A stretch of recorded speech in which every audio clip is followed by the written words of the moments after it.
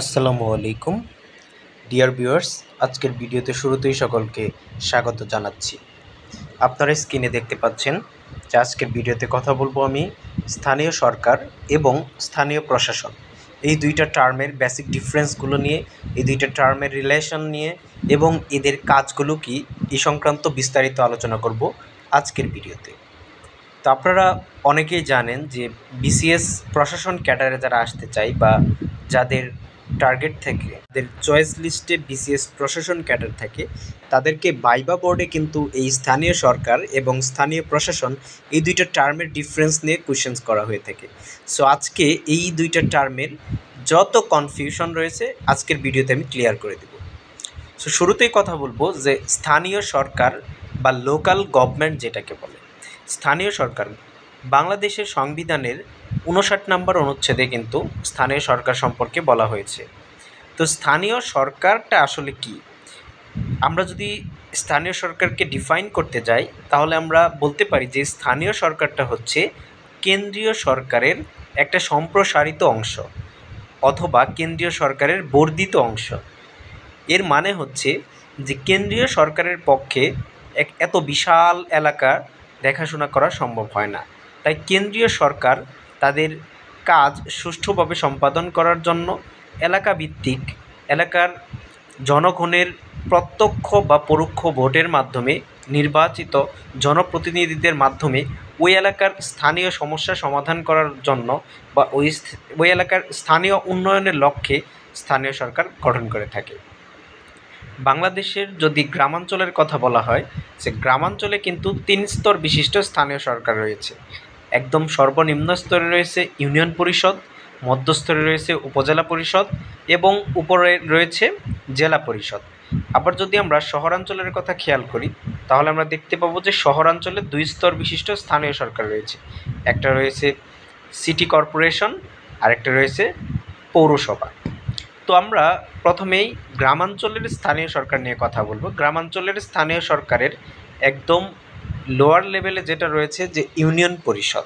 একটা ইউনিয়ন পরিষদ সাধারণত কতগুলো গ্রামের সমন্বয়ে গঠিত হয় এবং ইউনিয়ন পরিষদের ৫ বছর পর পর জনগণের প্রত্যক্ষ ভোটের মাধ্যমে ৯টা ওয়ার্ড থেকে ৯ জন মেম্বার, একজন চেয়ারম্যান এবং ৩ জন সংরক্ষিত ৩ জন মহিলা মেম্বার নির্বাচিত হয়। সো এই টোটাল হচ্ছে ১৩ জন। এই ১৩ সদস্যের সমন্বয়ে কিন্তু একটা ইউনিয়ন পরিষদ গঠিত হয় এবং ইউনিয়ন পরিষদের একজন ইউনিয়ন পরিষদ সচিব থাকে, যিনি হচ্ছে সরকারের একজন কর্মচারী। সো এই হচ্ছে ইউনিয়ন পরিষদ। এবার আমরা কথা বলবো স্থানীয় সরকারের একদম মধ্যম স্তর যেটা, সেটা হচ্ছে উপজেলা পরিষদ। উপজেলা পরিষদের ক্ষেত্রে উপজেলা পরিষদ নির্বাচন অনুষ্ঠিত হয় এবং নির্বাচনের মাধ্যমে জনগণের ভোটের মাধ্যমে একজন উপজেলা পরিষদের চেয়ারম্যান নির্বাচিত হয় এবং ২ জন ভাইস চেয়ারম্যান নির্বাচিত হয়। এই ২ জন ভাইস চেয়ারম্যানের মধ্যে আবার একজন থাকে মহিলা ভাইস চেয়ারম্যান। আর বাকি যে এই উপজেলার আন্ডারে যতগুলো ইউনিয়ন রয়েছে বা সিটি কর্পোরেশন রয়েছে, সেই সিটি কর্পোরেশনের মেয়র বা ইউনিয়ন পরিষদের চেয়ারম্যানরাও কিন্তু এই উপজেলা পরিষদের সদস্য হয়। এবার কথা বলবো জেলা পরিষদ নিয়ে। জেলা পরিষদের যিনি চেয়ারম্যান হন তিনি কিন্তু জনগণের প্রত্যক্ষ ভোটের মাধ্যমে নির্বাচিত হন না, তিনি জনগণের পরোক্ষ ভোটের মাধ্যমে নির্বাচিত হন। অর্থাৎ জেলা পরিষদের চেয়ারম্যানকে ভোট দিতে পারবে জেলার আন্ডারে যত ইউনিয়ন পরিষদের চেয়ারম্যান, উপজেলা পরিষদের চেয়ারম্যান, পৌরসভার চেয়ারম্যান, তাদের ভোটের মাধ্যমেই কিন্তু জেলা পরিষদের চেয়ারম্যান নির্বাচিত হয়। সো আমরা এতক্ষণ কথা বললাম স্থানীয় সরকারের গ্রামাঞ্চলের যে ৩টা স্তর সেটি নিয়ে। এবার কথা বলবো স্থানীয় সরকারের শহরাঞ্চলের ক্লাসিফিকেশন। শহরাঞ্চল যদি ছোট শহর হয় সেক্ষেত্রে পৌরসভা, এবং যদি বড় শহর হয় সেক্ষেত্রে হবে সিটি কর্পোরেশন।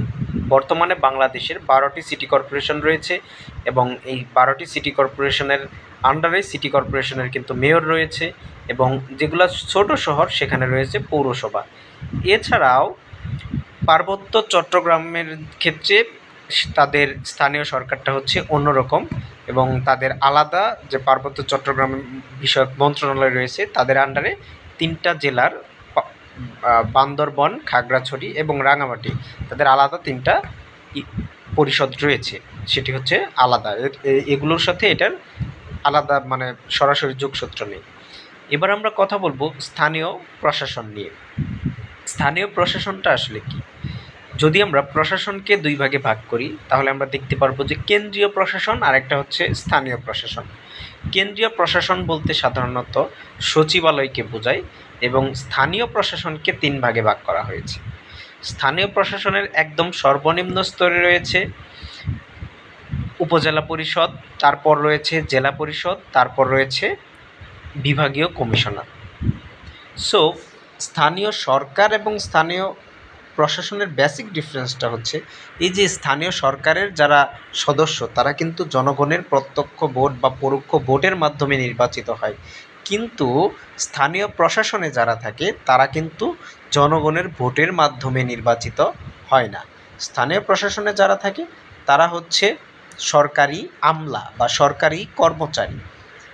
আমরা যদি উপজেলা পরিষদের কথা বলি, উপজেলা পরিষদের যেখানে দায়িত্বে থাকে প্রধান, তিনি হচ্ছে একজন উপজেলা নির্বাহী অফিসার বা ইউএনও।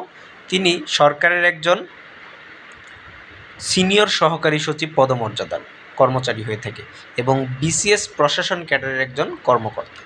যদি আমরা জেলা প্রশাসনের কথা বলি, জেলা প্রশাসনের যিনি প্রধান তিনি হচ্ছে একজন ডেপুটি কমিশনার বা ডিস্ট্রিক্ট কালেক্টর, যিনি হচ্ছে বাংলাদেশ সরকারের একজন উপসচিব পদমর্যাদার এবং তিনি বিসিএস প্রশাসন ক্যাডারের একজন সদস্য। যদি বিভাগীয় কমিশনারের কথা বলি, বিভাগীয় কমিশনের যিনি প্রধান, যাকে বলা হয় বিভাগীয় কমিশনার, তিনিও কিন্তু হচ্ছে সরকারি আমলা এবং গণপ্রজাতন্ত্রী বাংলাদেশ সরকারের একজন যুগ্ম সচিব পদমর্যাদার কাউকে এই বিভাগীয় প্রশাসনের বিভাগীয় কমিশনার বানানো হয়। এই বিভাগীয় প্রশাসন বা জেলা প্রশাসন বা উপজেলা প্রশাসন যেগুলোই হোক, এরা হচ্ছে কেন্দ্রীয় প্রশাসনের সম্প্রসারিত অংশ এবং এরা স্থানীয় সরকার না, এরা হচ্ছে প্রশাসন। সো স্থানীয় সরকার এবং স্থানীয় প্রশাসনের কিন্তু অবশ্যই পার্থক্য এখান থেকে আমরা বের করতে পারি। যে প্রথম যে পার্থক্যটা আমরা এখান থেকে পেলাম যে স্থানীয় সরকারের ক্ষেত্রে তারা হচ্ছে জনগণের ভোটের মাধ্যমে নির্বাচিত হন, কিন্তু স্থানীয় প্রশাসনে যারা থাকে তারা কিন্তু সরকারি আমলা, তারা সরকার নিয়োগ দেয় তাদেরকে বিসিএস এর মাধ্যমে বা ছোট পদ হলে সেটা অন্য নন ক্যাডার পদের মাধ্যমে হতে পারে। এবং দুইটার কাজ কিন্তু হচ্ছে যে স্থানীয় সমস্যা সমাধানের জন্য তারা কাজ করে থাকে। সো এতটুকুই হচ্ছে স্থানীয় সরকার এবং স্থানীয় প্রশাসনের পার্থক্য। আশা করি সবাই ভিডিও থেকে অনেক কিছু শিখতে পেরেছেন। তারপরও যদি কারো কোনো বিষয়ে কনফিউশন থাকে আমাকে কমেন্ট বক্সে জানাতে পারবেন, আমি অবশ্যই উত্তর দেওয়ার চেষ্টা করব। ধন্যবাদ সবাইকে।